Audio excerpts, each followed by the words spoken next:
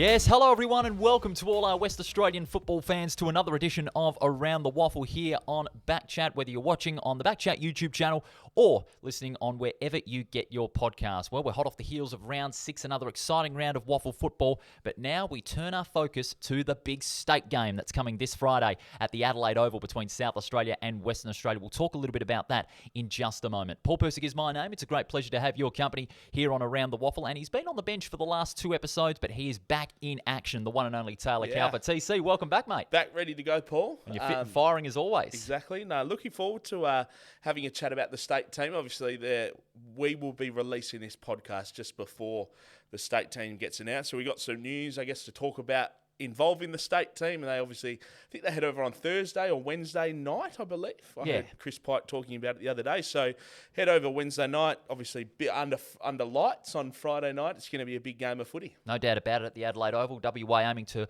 win back the Hayden Bunton Cup for the first time in 4 years. We'll also, in just a few moments, have a chat to East Perth coach Ross McQueen off the back of their defeat to South Fremantle. We'll also we'll review all 5 games from another exciting round of WAFL footy and the Player of the Year votes for round 6. We can't wait to dish that one out to you. Now, TC, top story of today's show. Of course, we have a new state captain, and it's East Fremantle's Matty Jupp.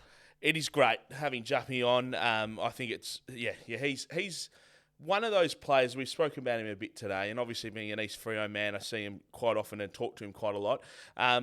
He's a great player. He's a great leader. Absolutely. And reward for effort. I know he played in his first state game last year, and it was such an honour and a thrill for him, and he spoke about it a lot. To play for WA was huge for him. And to see him get rewarded this year as one of the captains of the WAFL, it must be a massive honour for him. It certainly is. 167 games with the Sharks, one of the key pillars of that defensive 6 that the WA state team will bring out to the Adelaide Oval on Friday. I reckon he's going to be the key to shut down those South Australian forwards, which we'll talk about on Thursday's state game preview special here on Around the WAFL. We also know that Jesse Turner of Swan Districts, as a result of his strong start to the season, has been awarded the vice-captaincy of the WA state team. So it's a big, big honour for Jesse, not only playing in the state team, but also as a vice-captain to assist with Matty Jupp. 100%. Great inclusion into this side as well. Obviously, we don't know who else is in the side yet. We know these two were a given. Obviously, they wouldn't have been named captain and vice captain if they weren't. But great start for these two for this side, obviously from a WA point of view. And I couldn't think of a better vice captain at the moment in the WAFL. Now there is more news surrounding another state player. Just quickly, Bailey Rogers, who was in the squad, the preliminary squad earlier this year. He's going to be subject to a fitness test at training tonight before he can be selected for that state team, the proper state team, the 23 that'll take to the field in Adelaide on Friday. He limped off twice in the last quarter in the game against Swan Districts at Bassendean. We'll talk more about that later. And didn't come back on for the final minutes despite the Tigers' win. But will be very interesting over the next couple of days to see if Bailey Rogers will play. 100%. We'll win it, like I said, Paul. Fascinating game. You said, it's a great time to talk about it. Where can you catch this game, I guess? Well, you can catch the state game on the AFL app or afl.com.au, live and free and in full for the best state league action available from WA, Victoria and South Australia. And in this game, 1:40 Australian Western Standard Time on Friday. It's going to be a pearler. So Paul said before we started recording that there's not going to be many people watching on a live stream because they're going to be heading over there to watch it. Take it to the I bank. reckon the live stream this week through the AFL app is going to be the biggest we've ever had for a state league game. I'd have to say, I mean, especially with, the rivalry that's there, century-long rivalry between WA and South Australia. It remains as strong as ever. Case in point, the last 2 games, two of the last 3 games that we had here in Perth, especially 7 points and then 4 points. It's going to be an absolute cracker. Taylor Cowper alongside Paul Persick for our round 6 review of Around the WAFL. And one of the teams this season that is looking likely as a good prospect for the 5 is East Perth. Now, they've had 3 straight losses after opening the season with 3 straight wins, but their coach remains optimistic about an assault for finals action. And he, I'm glad to say, joins us here on today's edition of Around the WAFL. Ross McQueen in his first full season as coach. Ross, thank you for joining us on Around the WAFL. Thanks for having me very much, Paul. Great pleasure to have you on the show. Ross, I know it's always tough to talk about 3 straight losses, but I know the optimism is still there for East Perth after this latest run. The side's still very good on paper. Talk about the game against South Fremantle just quickly for us. It was a tough outing. It wasn't obviously the result we were looking for. We respected where South Fremantle have been at this year, and also we played some good football the first few weeks, and I suppose our consistency from week to week is probably letting us down a little bit within games. So the game against South Fremantle, things were really tight after half time. I think there was only a couple of points in it, so we're all pretty happy that we managed to be in the game with that. And then the third quarter, I think South Fremantle went inside 50. Well, their first 7 times they went inside 50, they scored 7 times, and for the quarter they kicked 5-3, and we kicked 1-5. And we had a couple of extra inside 50s, so our method probably wasn't exactly where we needed to be in the conversion. And the last quarter was pretty even. So, unfortunately, we're just not having that consistency within games. And that was probably even evident early in the year, but we were able to put some real scoreboard pressure on at different times.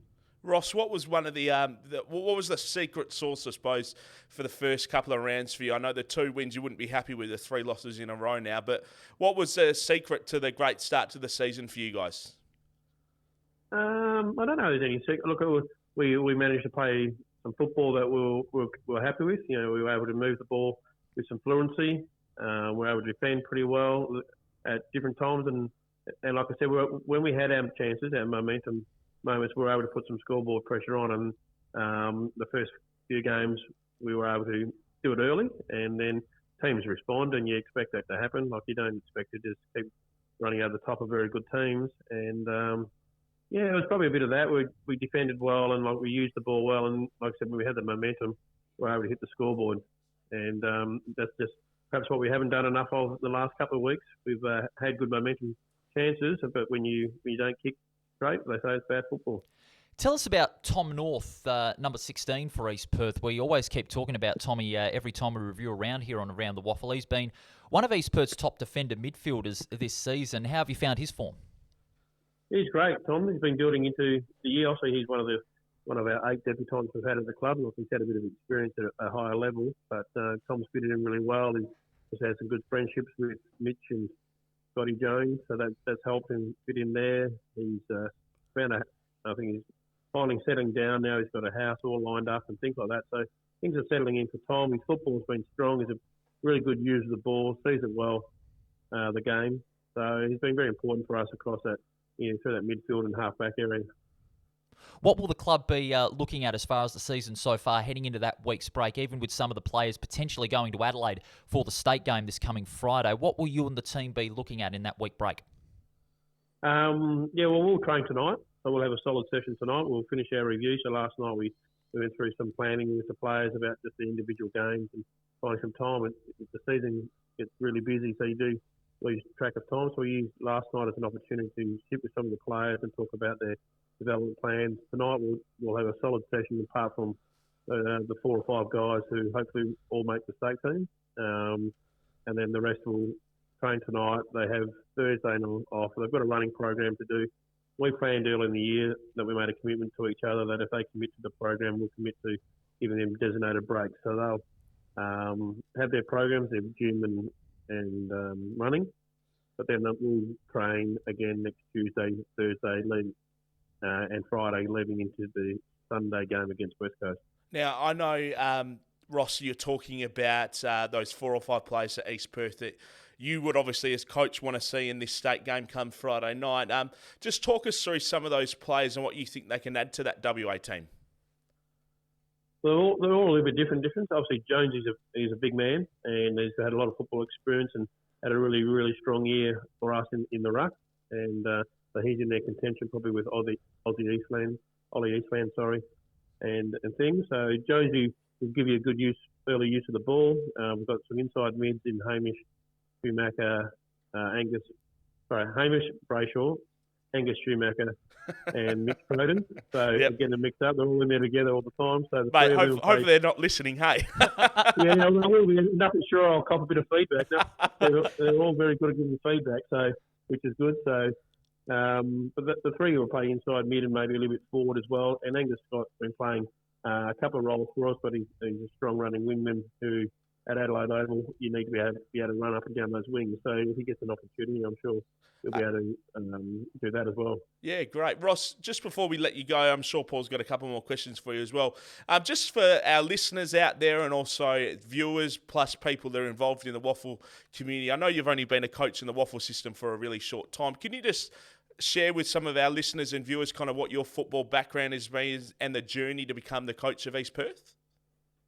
Yeah, coaching-wise, I probably started. I moved to Kalgoorlie in the mid to late 90s, and as a teacher, and I got involved in some coaching just in a very casual manner, just helping out the league side and reserve side of Mine Football Club up there. So they sort of gave me the first opportunity. Moved back to Perth, and I had attachments to community football at Wembley Football Club, were very good, so I did some work there.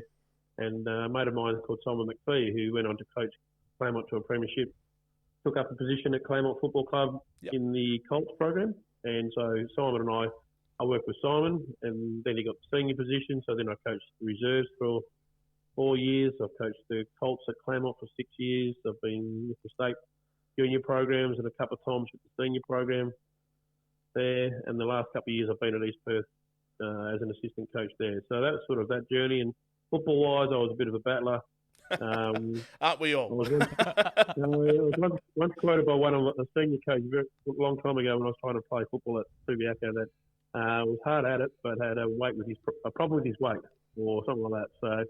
So the guy enjoyed his football, enjoyed team sports, and obviously I got an education background as well. Yeah, great. Yeah, it's a fantastic journey, no doubt about it. Hey, Ross, good luck with the rest of the season, of course. Hopefully you can get back on that winning list again. 3 losses in a row is tough. You've got the Eagles coming up soon, so we'll probably just put a pen next to that one and say that you've won that one. But good luck for the rest of the season 2023, mate. Thanks, guys. I don't take any game for granted. Thought you'd say that. Well, and it was just, West Coast will have a couple of weeks to get some players back. We played them in the pre-season when they had a pretty solid lineup, and it was a really, really good, exciting game of football out at Lath Lane, and it was 15 goals apiece or something that day. So we certainly won't be taking them for granted. And then we've got West Perth and East Fremantle to follow that. So we've got a solid block of football in front of us. Thanks, Rossi. All the very best, mate. Cheers, guys. Thank you. That was Ross McQueen, the coach of East Perth. Great journey in the coaching landscape in the WAFL, and we wish him all the best for the rest of the season. Are you a bit nervous if you're an East Perth supporter at the moment? You've got the Eagles, but then West Perth and East Fremantle, really tough month of footy coming up. So they could realistically finish the next month 1 and 2 maybe. Possibly. Yeah. I'd be very nervous with that WA Day Derby against West Perth because they're coming back into form. They had a strong win over the Demons, and they're back with a chance for a top 3 finish come the end of the season. Exactly right. Now, we've got another special guest on the line, Paul. How about this? You don't even know about this one. Oh. We don't have him yet. We're getting him in a minute. Well, Hopefully we can. We'll get him soon. We'll leave everybody in suspense for a little bit. In the meantime, you can catch the state game on Friday, 1:40 Australian Western Standard Time on the AFL app or on afl.com.au. This is Taylor Cowbrand, Paul Persick on Around the Waffle. All right, let's get to We're on the fly today. We're having fun. Yeah, absolutely. Well, we're on the verge of the state game, but let's get to round 6 WAFL action. We'll start things off with an absolute cracker between Swan Districts and Claremont.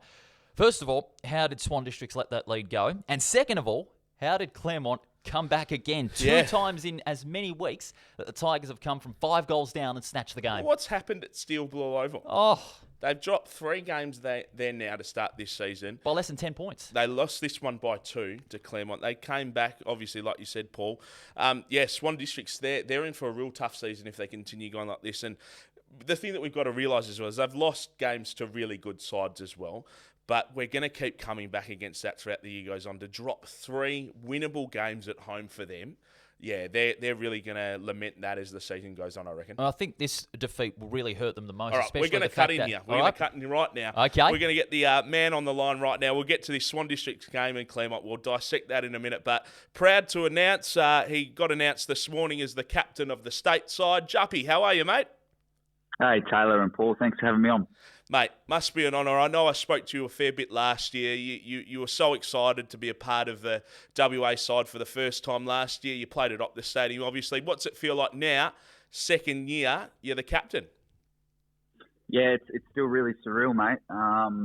it's such a privilege, one, to be able to put on the black and gold and represent your state, but yeah, to be given that additional honour of being able to captain the team and unite the group. Look, it's hard to really put into words. It's one of the pinnacles of my career, and something I'm really, really excited to go out and get the job done on Friday. Especially on hostile turf, when you think about it. You're playing in Adelaide against the very best from South Australia. The challenge and the stakes are pretty high in this game, and the honour for you to be bestowed upon as a captain of WA is very rewarding in itself. Yeah, it is. It is, and to some degree, you have to park it because it's not about me. It's about us, and it's about the state. And look, one of the key messages we've driven as a part of an extended, senior core group of players and the coaching staff is we're not in it for ourselves. We're in it to do WA proud, to do our competition, the WAFL proud, to make guys like you guys who put some time and effort into making our competition better, our teammates at our club level. We're doing it for them this year, and we're going and giving it our best shot, and we hope to bring that cup back with us. Now, I know you're obviously playing the best of South Australia. We got the best of WA heading over there for that. It's going to be a cracking game regardless of how it goes. But I saw on the WAFL social media site yesterday, the Facebook and the Instagram, Juppy, that you guys were training last night. You were front and centre, of course. What are the egos like in this team? You got the best players from all the teams in the WAFL. What's the egos been like? Has there been anyone that just needs to be pulled into line a little bit? No, do you know what? It's actually kind of the opposite when you get this is something that surprised me a little bit when I first got introduced to the group last year, and then an extension on this year.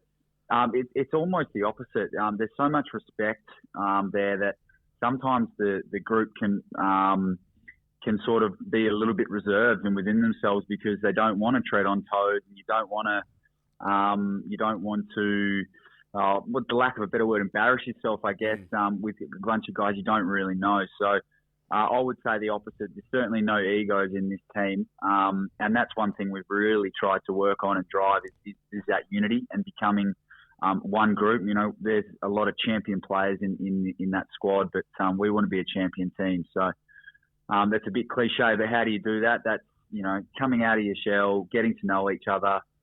We've had a lot of training sessions already. I would say close to 4 or 5 sessions, and we extra stuff. We went and caught up at the beach for a recovery session a couple of weeks ago. So look, we're really trying to unite this group as quickly as possible because come game day, when you need to put your head over the ball, you know that we've got each other's back because of all this shared experience we've got. And no second chances, obviously, one and done game. You've got to give it absolutely everything. You talk about so many champion players in that team. One of them is your vice captain, another strong start from Swan District's Jesse Turner. What's it like to be playing alongside him for the big one in Adelaide? Yeah, he's unreal, Jesse. He took me by surprise last year in my sort of first introduction to him as a footballer and a teammate sort of up close. And he's just a terrific person and a guy that you just want to play with because he's such a kind and gentle person, but gee, he runs and works so hard for the team. So I'm so excited to lead alongside Jesse. And there's just so many great players in the squad that you sort of pinch yourself. You get to play with them. I love playing alongside guys like Angus Shoemaker, who I think is just a sensational footballer with his left leg. Really excited to see what big Jackie Buller can do up forward. Look, there's so many cool stories, and it's really cool to be able to play with a lot of these guys. So we're fast running out of time, Juppy, but obviously Jack Buller's named in the side, like you just dropped right then. Who else is there, you reckon? I know the team hasn't been dropped yet, but who's going to be there? Look, we haven't been told the team. Oh, yes, you have, Juppy. You're the captain. No, we haven't. There's a couple of guys who've been given the nod, like myself, that we're going to play, but I think the final team gets announced. I know that we're still waiting on a couple of scans and a couple of what-ifs in terms of a few guys. So they haven't named the final squad. But, look, it's going to be a pretty star-studded lineup regardless. And there's a couple of guys there that I'm looking forward to playing with, like I said. Well, we wish you all the best, Matty, to you and your team for Friday's game against South Australia. Go well, mate. Yeah, good luck, Juppy. Thank you, gents. Appreciate it. That was Matty Jupp, Yep. the captain of East Fremantle, and all the best to him. All right, let's hit that stinger and we'll quickly go through all the games. This is Taylor Cowper and Paul Persick with Around the Waffle. All right, talk about working on the fly. All You right, say we're it's going to been get through these sensational. quick because we're fast running out of time here, Paul, aren't we? So Swan Districts and Claremont, we obviously touched on them a little bit. Claremont, great job to come back in that game. Where do they sit on the ladder currently at They the currently moment? sit in second. Second, so just behind behind Peel. Yep. They're doing a great job at the moment. And to come back 5 goals or something? 5 like goals that? down. So great effort by Claremont to get the win. And like I said, I reckon if you're a Swan District supporter at the moment, you're getting a bit nervous. It's not the fortress that it once was up there at Bassendean Oval. 3 losses straight by less than 10. Especially at home, and that hurts as well. I know they did a great job against South Fremantle the other week too, but no, they would be lamenting that, and they're going to want to put some thought into how they can win some games at home, because in this competition it's needed. Yeah, especially with how Jesse Turner's performing in midfield 30 disposals. Jackson McLaughlin continues to show promise. Jeb O'Donoghue and Thomas Edwards finding their avenues to goal, as well as Jesse Palmer. They finished up with 2 and 3 goals respectively.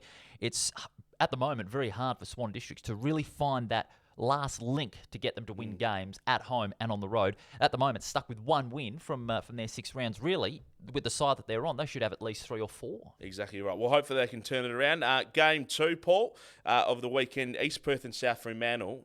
We just spoke to, obviously, the coaching staff at East Perth, but this was a tough loss for them. 3 on the trot now they've lost. And South Fremantle, well, hopefully we can see some more good footy out of them if they want to be playing finals footy as well. It's going to be hard for them to... They're sitting 7th on the ladder now with the 2 wins for the season. It's going to be a tough draw for them to kind of keep pushing in the finals. But with East Perth struggling a little bit now, but those top 5 in there with Subiaco sitting 5th at the moment, it's going to be hard to crack into that top 5. For South Fremantle to even make that top 5, they just got to keep on winning. If they have one big run, especially with the players like Dylan Main in form, Glenn Byron, Jacob Dragovic and Tom Bletchenden, who had 28 touches, South Fremantle can get those games on the board. Even accept the WA Day Derby. They'll find it tough there on the 5th of June at the WACA against East Fremantle. Well, like you said, it's at the WACA. I know that the Sharks are going to be trying to get at least 3,000 there. They had a derby there last year, but it wasn't the WA Day one. That's it was on just a normal Saturday fixturing of footy. So hopefully they can get some people there. Hopefully they can get some long. I'm going to be down in Bunbury that weekend, so I'm actually going to be driving back down the highway to get there for that game. I think it will be a cracker. And like I said, 15 on the trot the Sharks have lost, so hopefully they can get up and win that one. Perth and West Perth. This was a tough one as well. 114 West Perth defeated Peel 65. We kind of expected that. We did, yeah. West Perth, after a strong win against East Freo last week, and they've had the wood over Perth for the last decade and a half, especially at Lathlane Park, and with Aaron Black returning. If you watch the highlights of this game, he was electric, wasn't he? Aaron Black? Vintage Aaron Black. 18 touches, 6 marks and 3 goals. Also, Nathan Murray. He's been persisting to get into that league squad after a long time in reserves, and it was worth the wait for him. 27 touches. He was outstanding. I did like Perth's second half. 8 goals each for both Perth and West Perth. They went goal for goal. They stayed competitive. Alone in that second half, 8 goals to 8. That would have been maybe a 1.2 point result, if not for 1 goal 5 in the first half. Yeah, well, West Perth, they just continue to go to strength, don't they? Yeah. They've only dropped the 2 for the year. Just behind Claremont and Peel, they've only dropped 1 each. So, yeah, they're going to keep on pushing. It's going to be a cracker when West Perth takes on Peel. Oh, it's going to be a beauty. Looking of course, forward to a first game like versus that. third over in Joondalup. And speaking of Peel, as many predicted, they dished out a shellacking to the West Coast Eagles over at Lane Group Stadium, 21-15 to 7-10. Nathan Wilson continues to find form, and so does Brody Wem, 4 goals from 18 touches. I reckon the Dockers will be looking at the radar and putting Brody Wem in there for a key role up forward. Yeah, the big thing out of this game, and we can talk about Peel Thunder and Freo and their partnership and alignment as much as you want, they're doing it really well. Something has got to be done with this West Coast Eagles side. I know it drips down. I know the AFL side's really struggling a lot at the moment as well. I know that they just got to do something. They're going to need some help next year if that's given a little bit of country zone or they're able to go after players like every other waffle club is. Something's got to be done there. And if nothing gets done, especially with the AFL side struggling the way it is on field, they're not going to be able to turn it around. So something's got to be done. Something has to be done quickly, because if it's not done in the short term, how can you get it done in the long term? Finally, the last game of the round was a later game, a day-nighter at the WACA, and East Fremantle The only way to bounce back from the loss to West Perth was a crushing win against Subiaco. They did just that, 32 points. Cody Leggett up forward continues to be outstanding this season, and so too Milan Murdoch. It was a Murdoch masterclass over there. Murdoch's great. He'd be up the top of the Sandover medal count, I reckon, at the moment. He's been fantastic from an East Fremantle point of view. John O'Marsh, obviously, with a shoulder injury. Hopefully we'll hear about how that goes as the week goes on. Huge blow for East Fremantle. And a huge blow for that stateside too. Yeah. The other thing is, I obviously wasn't on the show last week, but I said to you actually off air when we were just texting each other last week, 6 of the top 22 for East Fremantle the week prior against West Perth were just silent in that game against West Perth. It's good to see them kind of turn that around last weekend against Subiaco, but huge loss for Ubi Dubi Subi, of course. They're going to really struggle. That was just, you'd be massively disappointed if you're a Lions supporter at the moment. It was a very ordinary effort, to be blunt, by Subiaco against a very strong East Fremantle side that, like you said, had about 6 or 7 top players down on form. It was the same case for Subiaco, with the exception, I must point out, of Zach Clark. Zach Clark, 52 hitouts, 16 touches. He just continues to go from strength to strength. Age be damned. Yep. He is showing why age is just a number on the footy field. Exactly right. So make sure you watch that state game on Friday. What was it, 1:40? 1:40 Western time. Make sure you watch that. Should we quickly go through the WAFL player of the round? Let's go. WAFL player of the year. Okay, 1 vote. Aaron Black from West Perth, like we said, vintage display, shifted up forward, usually plays in the midfield, but his shift up forward was outstanding. 16 disposals, 5 inside 50s as well to go along with 3 goals. Fantastic outing. Outstanding. Brody Wem, 2 votes from Pure Thunder, 4 goals, 4 inside 50s, and 7 marks in that forward line. He was headache-inducing for the West Coast Eagles. Tom Bletcherton from South Fremantle, he gets 3 votes, 9 tackles, 28 disposals, shifted between defender and midfielder roles, but he lived up to his expectations. 4 votes, Milan Murdoch, continues to go from strength to strength this season. And this one, the top gun of round 6, is a bit of a shock, but there is reasoning. Second week in a row it's gone to Claremont. It's Taylon DeLacy from the Claremont Football Club. His second half alone was a difference in Claremont coming back from 5 goals down. His presence inside 50, shutting down the Swans every time they tried to clear outside that defensive 50, and his 3 goals in the second half were crucial in that Tigers comeback. He's got great flair. He's only 20 years of age, mind you, and he's got so many good years in him as a top WAFL player, maybe on the AFL radar in the future. He showed that he arrived. And that 5 votes puts him equal third. That's right. in the competition. So I'll just go through the top 1 to 3. Milan Murdoch, he's on 8 from East Fremantle. I reckon he'll be on top of the Sandover medal if we were to do a count now as well. Yeah. And then Tommy North from East Perth, he's sitting on 8, tied with Jai Bolton from Claremont. Absolutely. That's the top 3 after 6 rounds of the Around the WAFL Player of the Year for season 2023. And that's just about all the time we have, TC, for today's show. Don't forget, Thursday, we'll have the first of our 2 state game specials as we look forward to South Australia and WA doing battle at the Adelaide Oval. It's going to be a ripper. Yeah, looking forward to that one, Paul. We'll obviously have the whole state side from a WA point of view, so we'll go through that. We'll dissect it. We'll look at who should be performing well. They all should be performing well, but how we think they're going to perform on Friday. We'll also dissect the South Australian side as well that will be taking on the best from Western Australia. Just a reminder, we have got socials all in operation. We've got Facebook, Twitter and Instagram. Give us a thumbs up and like our page. We do really appreciate it. We produce the reels for the episode and also let you know who is going to be popping on the show. Huge thanks to Ross McQueen and Matty Jupp for coming on the show today. And we look forward to previewing the state game on Thursday here on Around the WAFL. Thanks to BackChat. We'll see you next time.